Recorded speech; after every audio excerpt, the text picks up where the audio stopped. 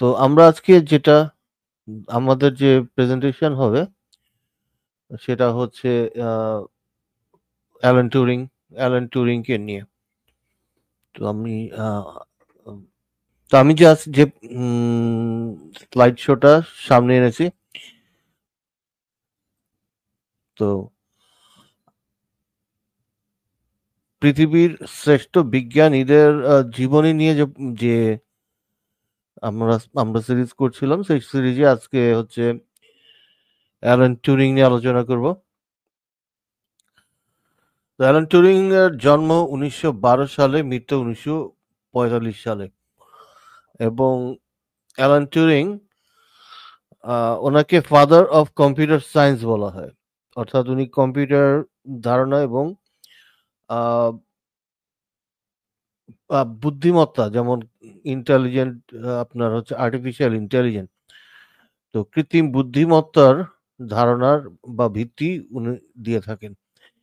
এবং দ্বিতীয় বিশ্বযুদ্ধে এই এনিগমা কোড, এটি একটি জার্মান নেভি এবং এয়ারফোর্সের যে কোড ছিল, এটিকে উনি ইন্টারসেপ্ট করে আহ, খ্যাতি অর্জন করেন। এটির কারণে বলা হয় যে যুদ্ধ অন্তত 2 বছর উনি শর্ট করে দিয়েছেন, অনেক মানুষের জীবন রক্ষা করেছেন এবং ক্ষয়ক্ষতি থেকে বাঁচিয়ে দিয়েছেন এই কোডের ইন্টারসেপশনের মাধ্যমে।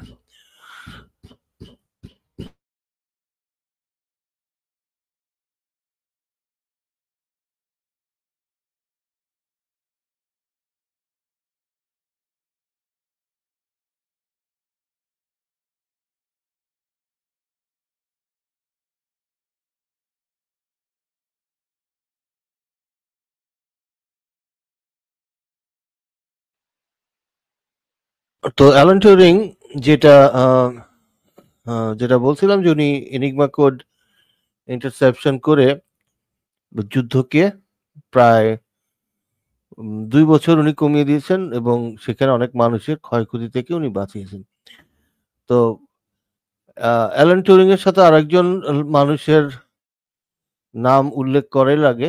উনি চার্লস ব্যাবেজ। চার্লস ব্যাবেজ বা ব্যাবেজ,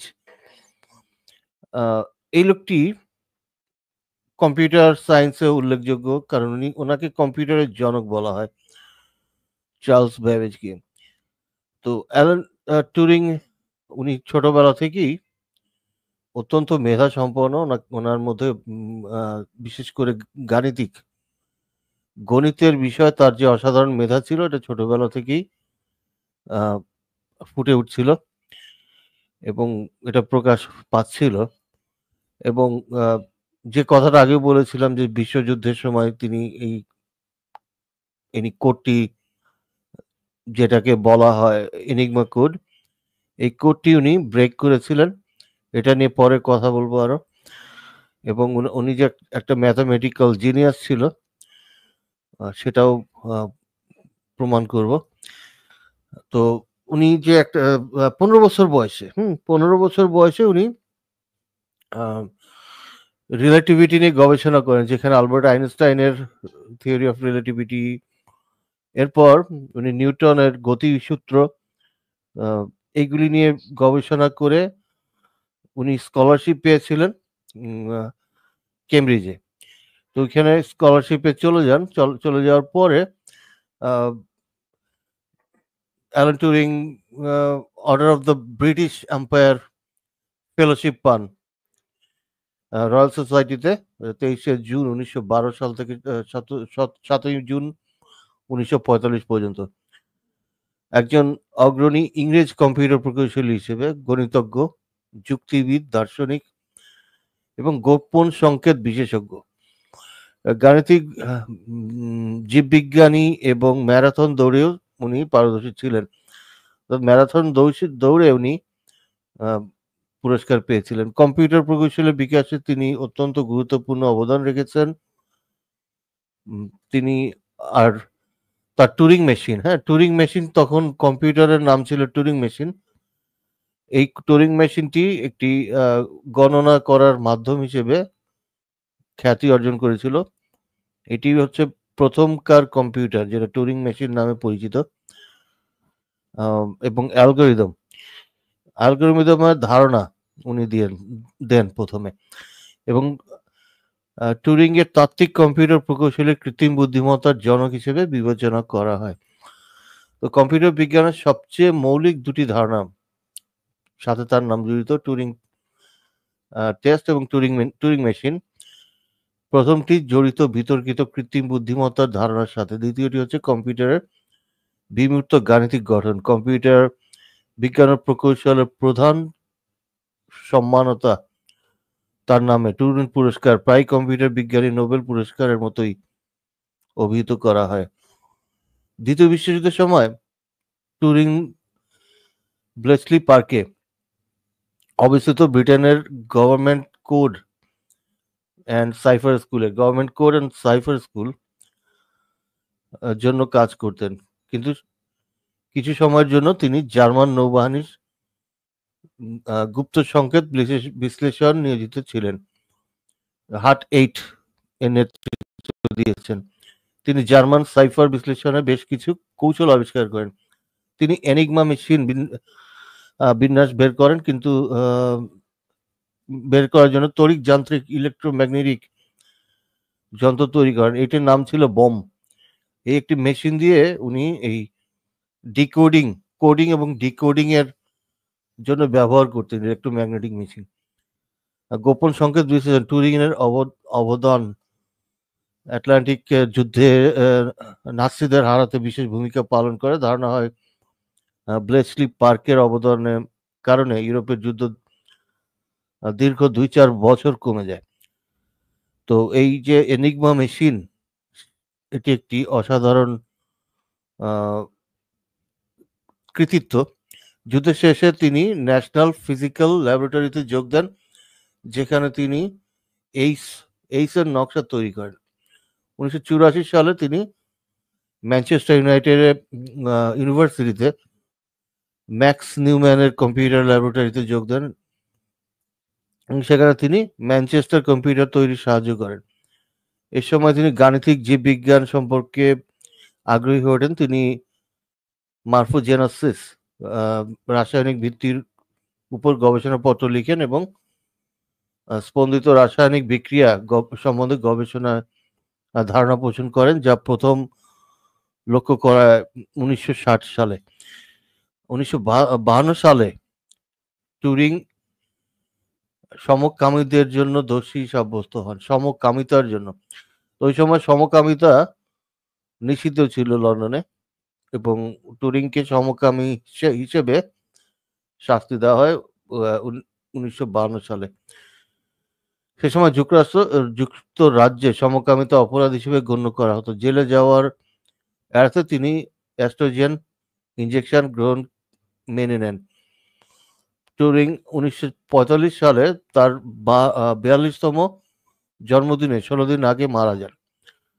2009 সালে ব্রিটিশ সরকারের পক্ষে ব্রিটিশ প্রধানমন্ত্রী গর্ডন ব্রাউন টুরিংকে যে ক্ষতিকর চিকিৎসা বাধ্য করেছিলেন, তার জন্যই দাপ্তরিকভাবে ক্ষমা প্রার্থনা করেছেন। 2013 সালে রানী এলিজাবেথ তাকে মরণোত্তর ক্ষমা প্রদান করেন। তো আমরা দেখি টুরিং অত্যন্ত অল্প বয়সে মারা গিয়েছেন, এবং তার অ্যাচিভমেন্টও কিন্তু খুব, তিনি যখন কোড ব্রেক করেছিলেন এবং পুরস্কার পেয়েছিলেন, ওই সময় বয়স ছিল মাত্র 25, এবং 45-এর দিকে উনি মারা যান। তো আমরা দেখি শৈশব ও যৌবন। টুরিং তার মায়ের গর্ভে আসেন 1911 সালে। উনি ভারতে জন্মগ্রহণ করেছিলেন, উড়িষ্যাতে, যাত্রাপুরে। তার বাবা জুলিয়াস ম্যাথিসন টুরিং ছিলেন ভারতীয় লোক প্রশাসনের বা ইন্ডিয়ান সিভিল সার্ভিসের একজন সদস্য। জুলিয়াস তার স্ত্রী সারার 1881 থেকে 1976 পর্যন্ত জীবিত ছিলেন। মাদ্রাজ রেলওয়ের প্রকৌশলী এডওয়ার্ড ওয়েলনার স্টোনির কন্যা। তাদের সন্তান ইংল্যান্ডে বড় করতে চেয়েছিলেন, তাই তারা লন্ডন মাইডা ফেলে ফিরে আসেন। সেখানে টুরিং এর জন্ম হয় 23 জুন 1912 সালে। তার ভাই জন ছিল তার বড়। তার বাবার লোক প্রশাসন কমিশন তখনও কার্যকর ছিল এবং টুরিং এর ছেলেবেলায় তাদের অভিভাবকদের সন্তানদের বন্ধুর কাছে রেখে ইংল্যান্ডে গিল্ডফোর্ড এবং ভারতের মধ্যে প্রায়ই যাতায়াত করতে হতো। টুরিং একজন সমকামীও ছিলেন।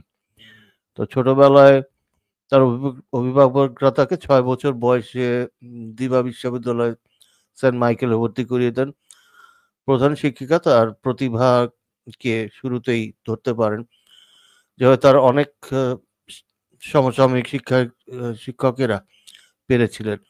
1962 সালে 14 বছর বয়সে তিনি ডরসেট শেরবোর্ন স্কুলে ভর্তি হন। তার পর্বের প্রথম দিন ইংল্যান্ডে জেনারেল স্ট্রাইক, সাধারণ ধর্মঘট থাকার পর তার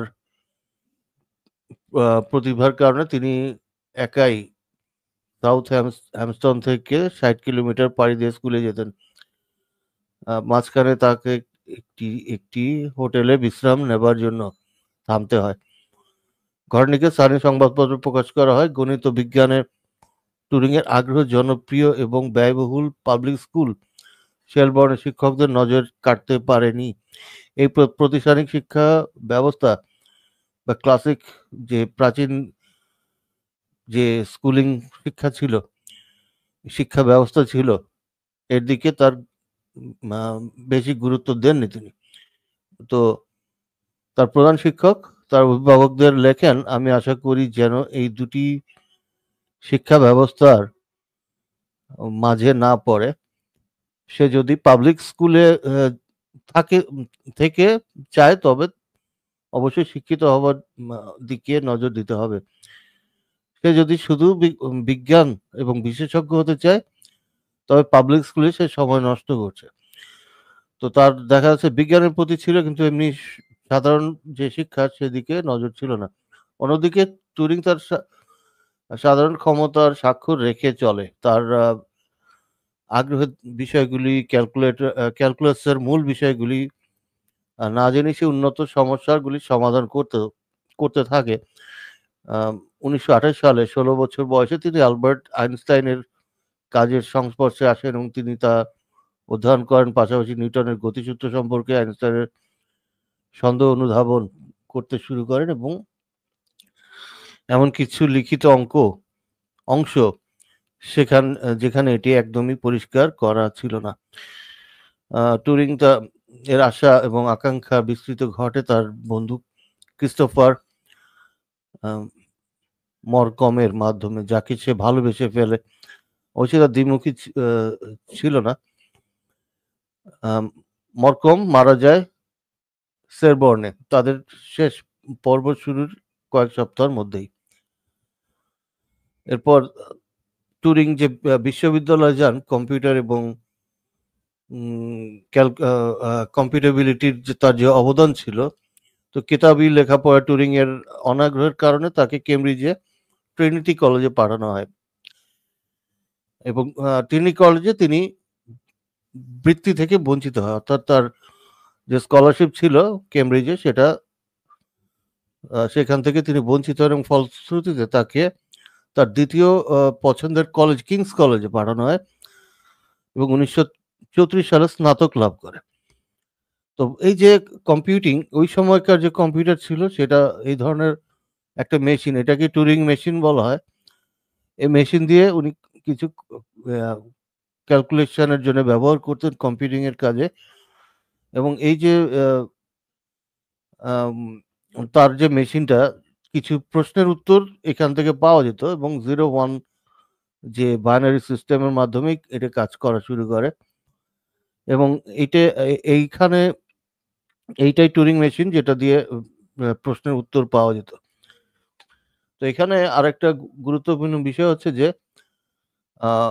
হিলবার্ট নামে একটা বিজ্ঞানী ছিল। হিলবার্টের যে কিছু থিওরি এবং প্রশ্ন উত্তরকে উনি এই যে ভুল প্রমাণ করেন, লজিক। তো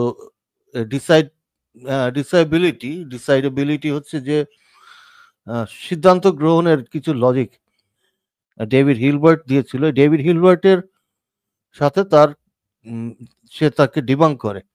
মূলত ডেভিড হিলবার্টকে লজিক বিষয়ে সে ডিবাঙ্ক করে দেয় এবং তার একটি বিখ্যাত উক্তি, the idea that dark areas in mathematics will always remain a barrier to computing to the complete truth is rooted in philosophy of mathematics. তো ডার্ক এরিয়া বলতে গণিতের কিছু অংশ যেটা মানুষ কখনোই জানতে পারবে না, এটা আমাদের সম্পূর্ণ সত্য জানতে দেয় না, এটা হচ্ছে ম্যাথামেটিক্সের ফিলসফি।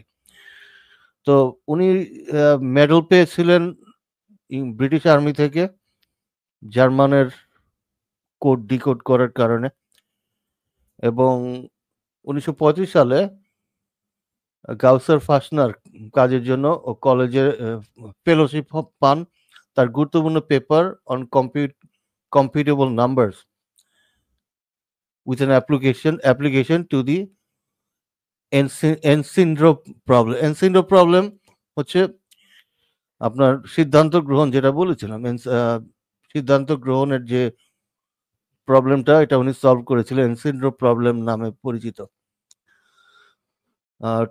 টুরিংয়ে পুনর্বিন্যাস করেন কার্ট গোবেলের 1931 সালের প্রমাণ এবং গণনার গোবেলের বিশ্বজনীন পাটিগণিত। তো বিভিন্ন ধরনের ভাষায় পরিবর্তে টুরিং মেশিনের ল্যাঙ্গুয়েজ ইউজ করেন। প্রথম দিকে মেশিন ল্যাঙ্গুয়েজ এটা 01।